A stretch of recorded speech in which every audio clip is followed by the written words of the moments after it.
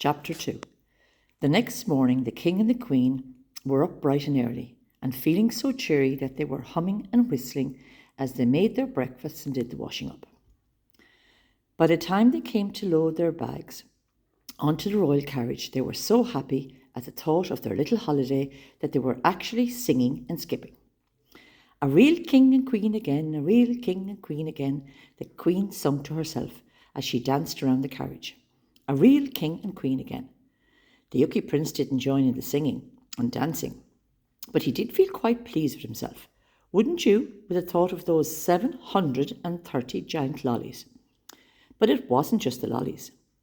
Now, it could be that they'd forgotten, or it could be that they'd just decided there was no point in asking him to make a promise they knew he couldn't keep. But the king and queen hadn't once asked him to promise to be good while they were away.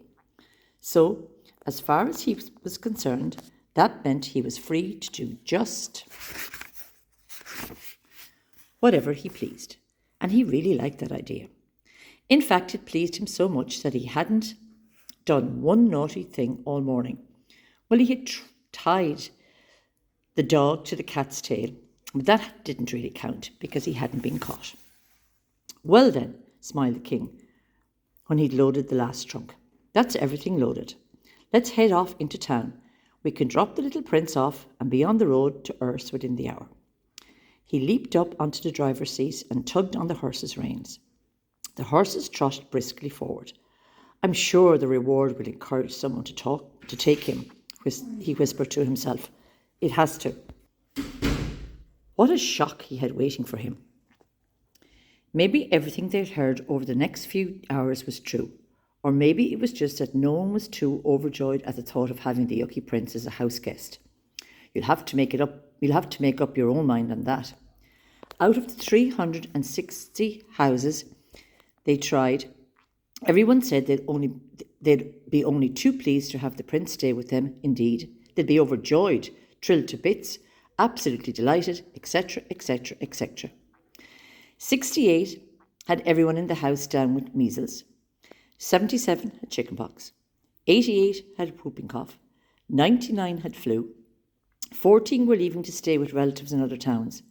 12 were expecting relatives from another town to stay with them, and 2 didn't even bother to answer the door, although the king was sure he could hear someone whispering, "Shh," and "Are they gone yet?" The poor king and queen.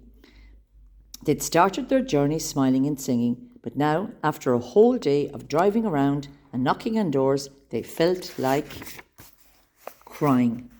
No one would take the Yuki prince, not even for 2 days. As they turned their coach around to make the journey home, they felt sad and tired. Even the Yuki prince was tired. In fact, he was so tired he didn't scream or shout once. It was all he could do to pull the stuffing out of the seats of the coach. Ah, well, sighed the king, that's it. We've tried every house in town. No one can take him. So I guess we just can't go. Oh, what a shame.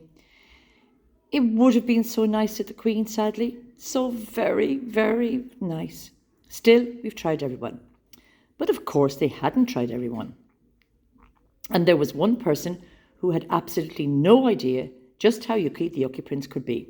How could she? She'd only been living in the kingdom for a couple of days.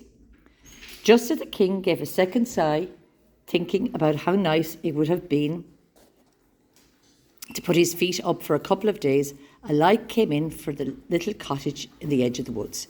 Do you think there's the slightest chance, he began hopefully?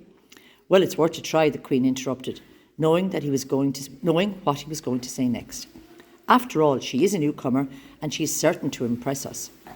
Then, in a low whisper, so that the Yuki prince couldn't hear, she added, and after all, she hasn't been here long enough to know what he's really like.